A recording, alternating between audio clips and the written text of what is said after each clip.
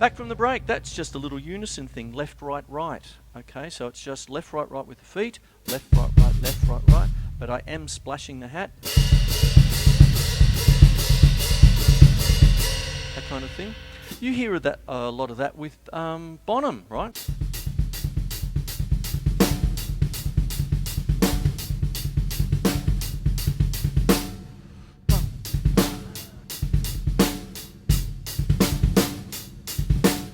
First one to do it. Buddy Rich was doing it for decades, as was Carmen Apiece from Vanilla Fudge, I believe, and all that. But John Bonham made it his own. I've just, instead of hitting the hi-hat, I'm splashing the hi-hat, right? Then I go unison.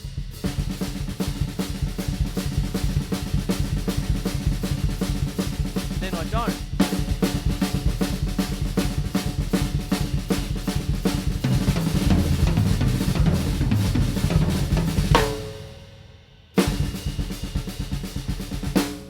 Now, do you see what I did there? I went crazy. But what it is that keeping that as the common denominator. So we're getting into the world of polyrhythmic playing now, right? Which is the world of Frank Zappa, prog metal, all of this sort of business. Animals as Leaders has just come and left our shores. Dream Theatre were here late last year. Ian Anderson. Jethro Tull was here just last December as well. Their music is wondrous, and it's all based on this kind of pushing and pulling of rhythm and all of this sort of stuff. And what goes on with it is that it all comes back to a kind of a common denominator, right? Now let me talk about that a little bit. If I'm doing 3, 1, 2, 3, 1, 2, 3, 1, 2, 3, 1, 2, 3. You can write that down on the page as 3, 4, 3, 8, 3, 16, whatever you want it to be, or triplets, 1 under, 2 under, 3 under, 4 under. Now, what starts to happen is once you've got that,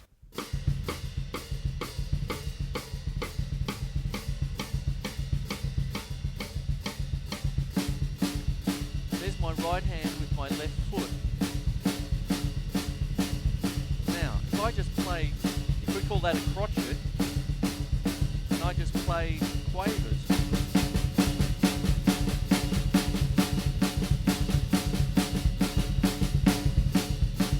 I've just done a 3 against 2 polyrhythm, or in this particular case, a 2 against 3. We're just playing with numbers, right? That's what happens there. Then you can play 3 on 3, right? So 1 and a 2 and a 3. Let's just call them triplets. 1 and a 2 and a 3 and a 4 and a. Now that's quite interesting because I'm playing opposites. My feet are left, right, right, and my hands are right, left, left. Then why not 4?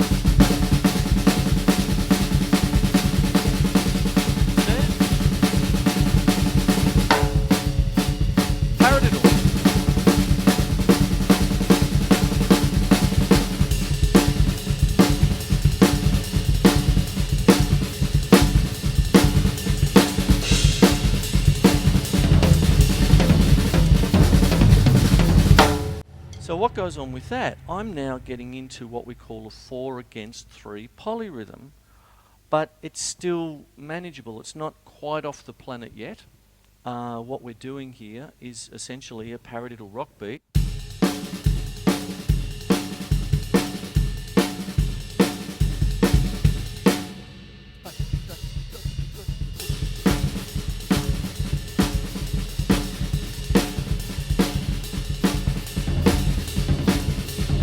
Now it's getting a bit crazy.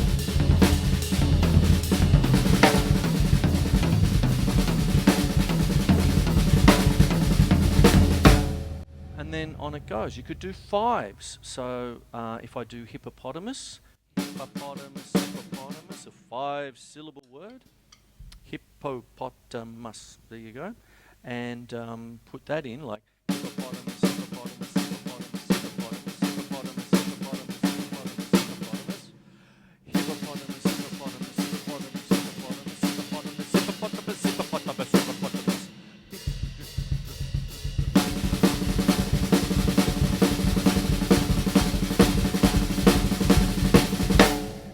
So do you see what's going on there? 5 against 3 polyrhythm.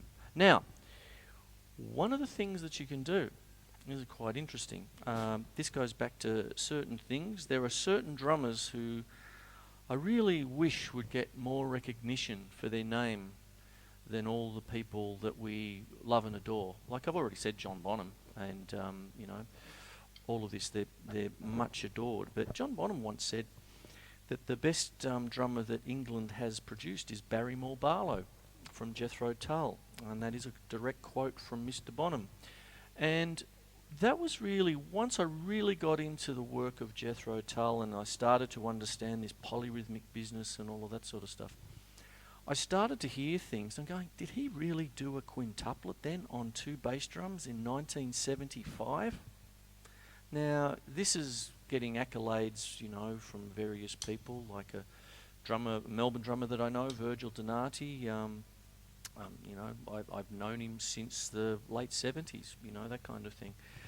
A friend of his used to take singing lessons from a lady friend of mine once upon a time, so I used to see Mr. Donati quite often in that kind of just a social context rather than just drumming. And we shared a lot of musicians as well. But some of the things that he does, which are absolutely amazing, and he's getting accolades for them and all that, but they've been around for a long time. They've been around for decades. And this is one of these things. If I go back to left, right, right, I'm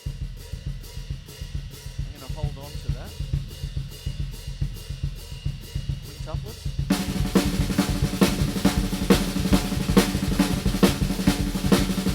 Right-handed cymbal.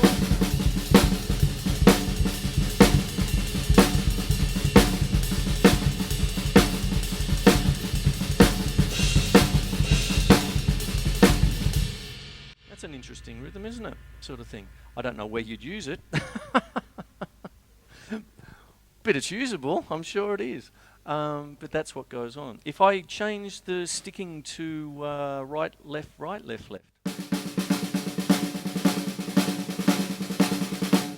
you know, that kind of thing. So.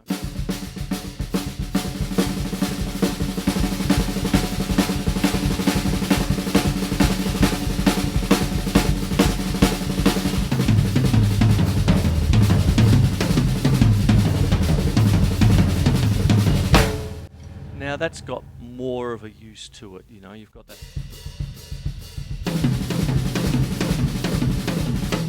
See, I've got the...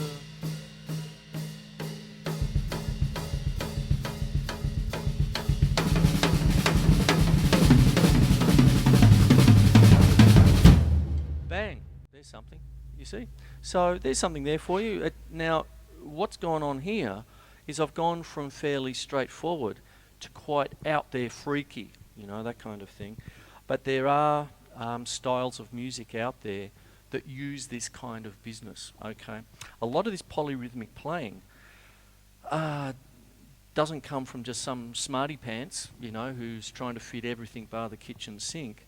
It's actually steeped in African rhythms and tribal rhythms and of different cultures. So it has a long, long history going back centuries, and it started to get used by Stravinsky.